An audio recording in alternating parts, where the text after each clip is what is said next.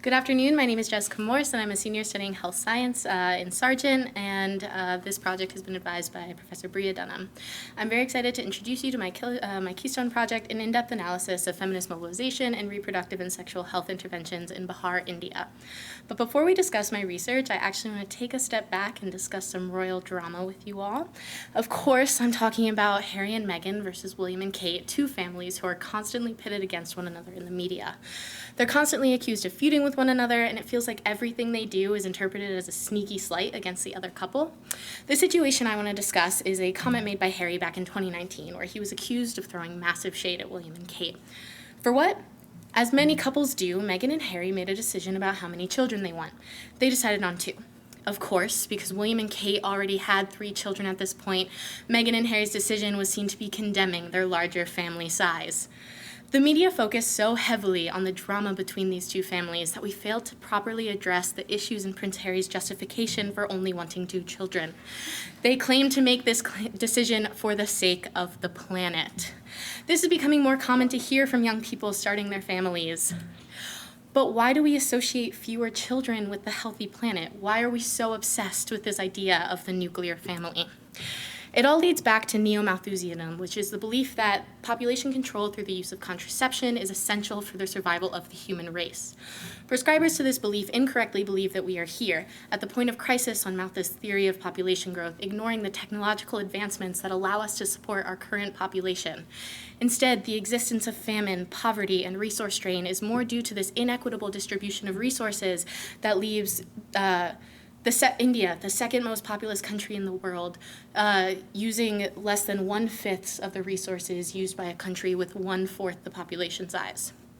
While we can recognize that this is true, and obviously the women and children that live in countries of high fertility rates are not to blame for their own poverty, neo-Malthusian ideology has had far-reaching implications on the fight for reproductive and sexual health and rights. As the world moved towards globalization and mass industrialization, population control was seen as a way to reduce global poverty quickly and cost-effectively. These population control programs were masked by the seemingly harmless title of family planning. India is perhaps the most infamous for its family planning programs that began in the 1950s, which included mass sterilization camps sterilizing thousands of people at once, mostly from lower castes, lower socioeconomic statuses, or indigenous groups. Globally, feminists began calling for a shift away from population control/family planning programs towards rights-based approaches that centered women's empowerment.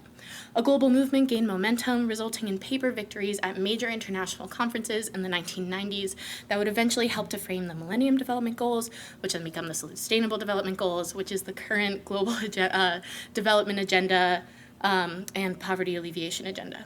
But change is expensive. Backlash, growing conservatism, and costs led to a return to the family planning model. Feminist advocates must convince investors, governments, and cultural leaders to address the complex barriers that prevent the fulfillment of reproductive and sexual health and rights. Although it's been about 20 years, this is still where we are in the grand scheme of reproductive and sexual health interventions. It's unclear what the impact of feminist advocacy of the 1990s into today has actually been. So this is the question that I tried to answer with my research project. To do so, I did a case study on the state of Bihar in India. It's ideal because its high rates of poverty, high rates of fertility, and significant rural populations have brought international and national attention to the state as part of the development agenda. To uplift and empower these populations, organizations working in this state must address the strong systemic structures of patriarchy, caste, colonialism, etc., to truly address the barriers to reproductive health. To assess the influence of feminist mobilization, I used the past 40 years of feminist theory and advocacy to develop an original feminist framework that created a set of standards to hold reproductive health interventions accountable for working towards the realization of reproductive and sexual health and rights. For simplicity, I have summarized it into 4 broad categories. Broadly, it's important to acknowledge that while women make their own reproductive choices, they do not do so as they please under conditions that they create themselves. Rather, decisions are influenced by social conditions and constraints that individuals are powerless to change on their own. Addressing these social conditions from a higher level is essential to achieving reproductive and sexual empowerment. I expect that all partners, funding bodies, and justification for these programs will reject the claim that limiting fertility is necessary for economic, environmental, and/or social progress, basically the rejection of anything neo-Malthusian. And in implementation, there must be a rights-based model that centers local peoples and holds government, corporations, and international agencies accountable for ensuring the realization of human rights. Finally, when evaluating programs, there should be evidence of indicators that prioritize social progress and individual/community needs rather than just traditional statistical measures that include fertility reduction. Within my project, I analyzed 3 different interventions that have recently operated in Bihar, but for time's sake, I will only be walking you through one. Jivika is a poverty alleviation scheme that evolved to then include goals of women's empowerment and improving reproductive, maternal, and child health outcomes. Its design, funding, and implementation had input from state, international, and national bodies, but the core of the program is the village volunteers who lead educational discussions on proper reproductive and child health care, including contraception use and pre- and postnatal care. So now let's analyze it. Broadly, it was clear that the program made conscious efforts to reach disadvantaged populations and address complex social dynamics that contribute to barriers to reproductive health care. Partners' funding and justification gets a neutral mark because while the program itself centered empowerment and rights-based approaches, other programs that are led by the same partners prescribe to the belief of fertility reduction being necessary for economic progress, and I fail to see how this wouldn't impact Jivika in particular. Implementation was also positive as the community volunteers are essential to this program and allow for it to promote solidarity between locals and the people designing these programs. These volunteers, mostly women, are trained to become community leaders and provide support for others when seeking healthcare services. However, even while this program was incredibly well funded and had extensive data collection, there were no attempts to measure how well the program met individual or community needs. Most indicators were just measuring the number of people reached or services delivered, and if its goals were to empower people in local communities, they should measure the empowerment that's happening in these local communities. Looking at this, it's pretty meh, too good, too bad, but this is actually still probably the most in line with my feminist framework that of the 3 that I analyzed, with a surface level adoption of the ideas that feminists have been advocating for the past 40 plus years. Overall, my project found that while there has been a shift from family planning to empowerment-based interventions within the language of the reproductive health agenda, the remnants of population control and measurement indicators and justification of the program reflect that it's just a surface-level change. However, there is evidence of social progress and women's empowerment since the early 2000s. I found many other interesting reproductive and sexual empowerment programs that were based in a lot of the same values as my feminist framework, but they did not have enough information publicly available for me to analyze. But they were still there. These models just aren't getting the kind of attention and resources they need, partly because of the misguided connection between population control and saving the planet or economic progress. As long as this keeps getting misunderstood, population control will keep happening in Bihar and places like it. We need to challenge this mode of thinking, and instead of rewarding 2 incredibly privileged individuals for using their influence to promote fertility reduction, we should be using our resources to uplift and empower individuals who have been the most impacted by this international regime of population control. This project would not have been possible without the support of the following individuals, so thank you, and I'd be happy to take any questions you have.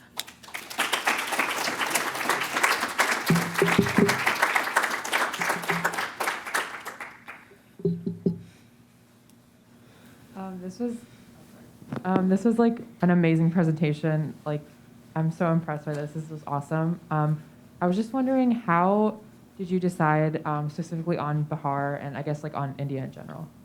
That's a really good question and something that I kind of grappled with throughout this project. Originally, I kept it really open. I was hoping that I'd actually be able to visit some of these places and speak to local women that are impacted by the interventions because their perspective is most important.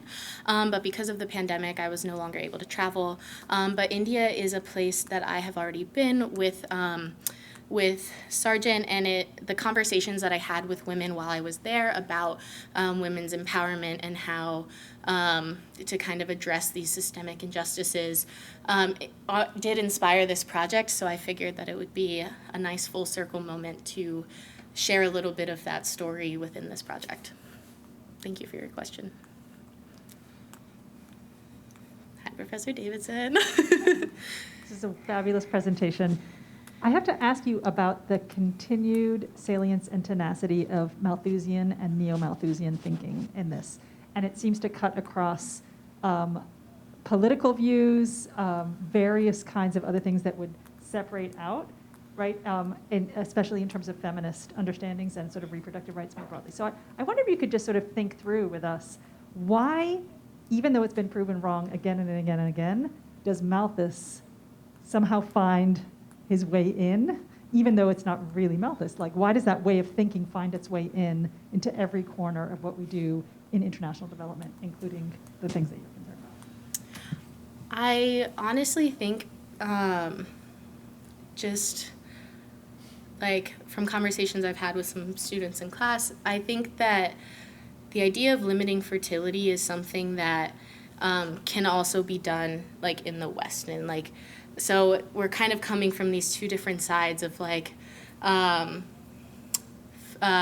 nuclear family, like you want 2 children because that's the standard, like that's an ideal that we have here in the US, but then also with growing concerns of climate change, Malthus is a theory that, I mean, I'm sure we've all seen that same graph that I showed in our high school biology classes, and we don't really address the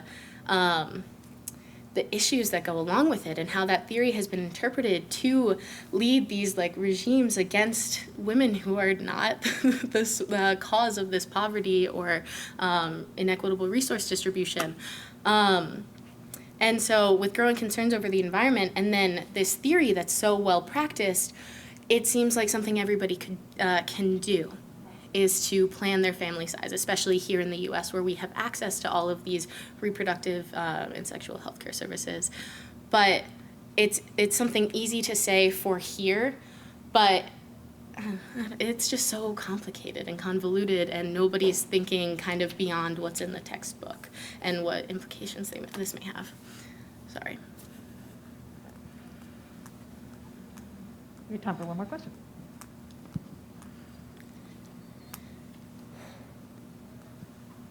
Hi, thank you. I was wondering if you could, so you seem to have a really global perspective, or you're kind of inviting us into thinking about this in a global way, starting with the example of Harry and Meghan, and then taking us specifically to Bahar. And I was wondering if you could talk a little bit about how you developed your feminist theoretical framework with that perspective in mind, and how you thought about your sources and the applicability of the theories that you were using to structure your framework in a specific cultural and national context? That's a really good question, and definitely a thought process that I really considered as I was conducting my literature review. Of course, I needed to look at the overarching feminist theories that were informing this global movement that did through the International Conference on Population and Development that informed the Millennium Development Goals and Sustainable Development Goals, which guide the current reproductive health agenda. So I have half of those theories to see kind of what that is, but then I also wanted to really uplift the voices of the work of South Asian feminists. So I don't give credit in this presentation to where I drew a lot of these theories, but more than half of the theories are drawn from the experiences of women in the global South. And actually, Indian feminist movements have had a huge impact on global feminism as a whole, which is something that has been super interesting to find and speak with other women about this. And so just kind of seeing where they connect and where they diverge and why this is important in the work that we do as we enter countries to do this kind of work. Thank you very much. Thank you.